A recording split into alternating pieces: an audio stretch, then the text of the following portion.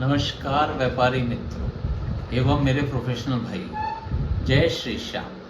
आज जो विषय मैं लेके आया हूँ वो थोड़ा एक अलग टाइप का है और ये हम सबकी जानकारी के लिए बहुत आवश्यक विषय है। बी लॉ अपडेट जीएसटी आज तक आपका बहुत स्वागत करता है।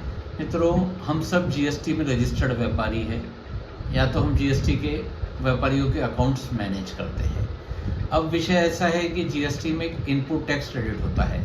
इनपुट टैक्स क्रेडिट यानी कि जो माल मैंने खरीदा है उस पे जो लगा हुआ जीएसटी है वो मुझे मेरी सेल पे लगने वाली लायबिलिटी के अगेंस्ट में मुझे वो एडजस्ट करना पड़ता है। अब ये इनपुट टैक्स क्लेम करने की कंडीशन तो बहुत आसान होनी चाहिए कि भाई मैंने किसी से माल लिया, उसको जीएसटी दिया तो उसका जीएसटी जमा मुझे मिल जाना चाहिए।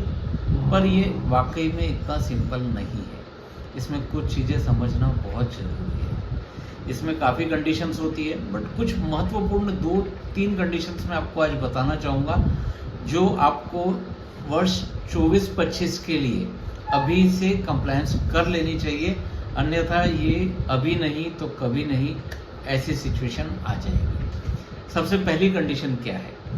जीएसटी का इनपुट टैक्स क्रेडिट क्लेम करने के लिए, यानी अपना ही भरा हुआ जीएसटी जो आपने व्यापारी को दिया है उसे आपको आपकी लायबिलिटी एडजस्ट करने के लिए क्या देखना सबसे पहले जरूरी है कि आपके व्यापारी के द्वारा वो टैक्स उसने अपने GSTR 1 यानी सेल में दिखाया हुआ होना चाहिए और वो आपके नाम से प्रॉपरली दिखना चाहिए और वो दिख के आपके GSTR 2B में दिख जाना चाहिए। इनकम टैक्स में कंसेप्ट होता है 26AS।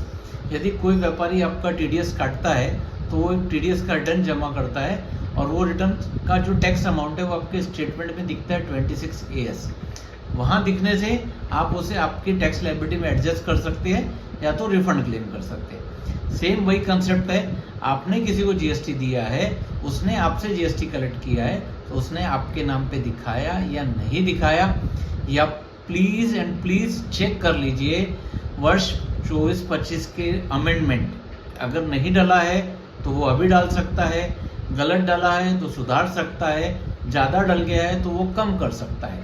सेम आप भी आपके व्यापारियों के लिए जिनका आपने जीएसटी जमा किया है, अगर वो गलत दिखाया है तो आप ठीक कर सकते हैं, हटा सकते हैं, जोड़ सकते हैं, घटा कर सकते हैं, सब कुछ कर सकते हैं, पर इसे जल्द से जल्द करिए, अन्यथा आपके द्वारा कलेक्ट किया हुआ जीएसटी आपके कस्टमर को बेनिफिट नहीं मिलेगा और आप ध्यान नहीं देंगे तो आपके व्यापारियों ने अगर गलत एंट्री डाली है तो आपको जीएसटी का बेनिफिट नहीं मिलेगा। इसीलिए पहला निवेदन, अपने कर सलाहकार से संपर्क करिए। आपने जो सारी खरीदी की है क्या वो आपके 2B में दिख रही है? क्या आपकी पार्टियों ने बराबर दिखा दी? क्या दूसरी बात, आपने जिनका जीएसटी कलेक्ट किया है वो आपने प्रॉपर दिखा के उसका टैक्स का डिस्चार्ज किया कि नहीं किया? बहुत ज़रूरी है।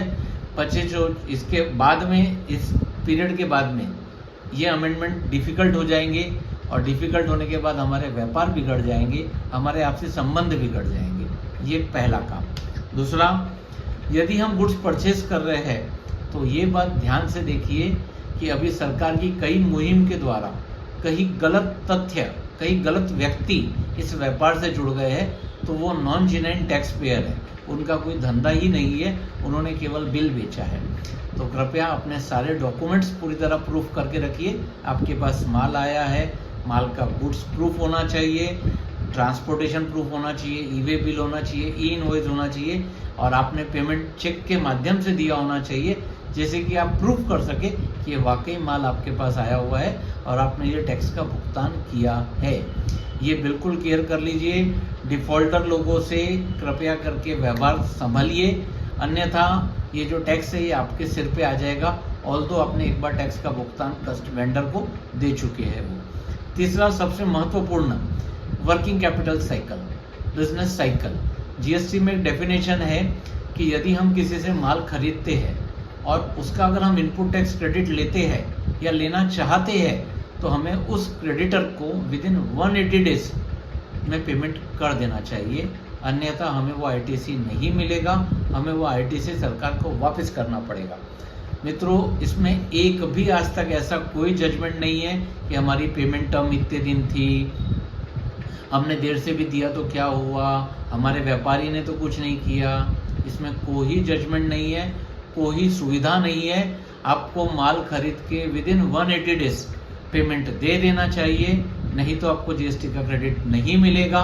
सेम आपके कस्टमर को भी ये वीडियो सर्कुलेट करिए कि अगर वो आपको विद इन 180 डेज पेमेंट नहीं देते हैं तो उन्होंने जो जीएसटी का क्रेडिट आपसे लिया था वो उनको ब्याज के साथ सरकार को देना पड़ेगा, और ब्याज भी कोई कम नहीं है, 18% पर अनम यानी 1.5% पर मंथ, और साथ में कॉन्सिक्वेंस पेनल्टी और अदर भी आ सकते हैं। इनपुट क्रेडिट संबंधित मित्रों ये 3 पॉइंट मुझे आपको बताना बहुत जरूरी था। एक तो 2A 2B, हम 2B जो हमारा आया हुआ है रिकनसाइल कर ले, हमारा GSTR 1 रिकनसाइल कर ले कि हमने बराबर ITC दिया कि नहीं दिया, हमारे पास सारे डॉक्यूमेंट्री एविडेंस सबूत है क्या जिससे हम अपने आप को निर्दोष साबित कर सके कि हमने प्रॉपर ITC लिया है, गुड्स आया है और सारे बिजनेस प्रॉपर है। तीसरा, हमने हमारे क्रेडिटर को पेमेंट विद इन 180 डेज दे दिया है और हमारे कस्टमर ने भी हमें विद इन 180 डेज पेमेंट दिया है, ये बात को इंश्योर कर लीजिए। ऐसे ही वीडियो के लिए मेरे साथ जुड़े रहिए। CA प्रीतम बत्रा, आज कैमरामैन आशीष करंडे के साथ। जय श्री श्याम।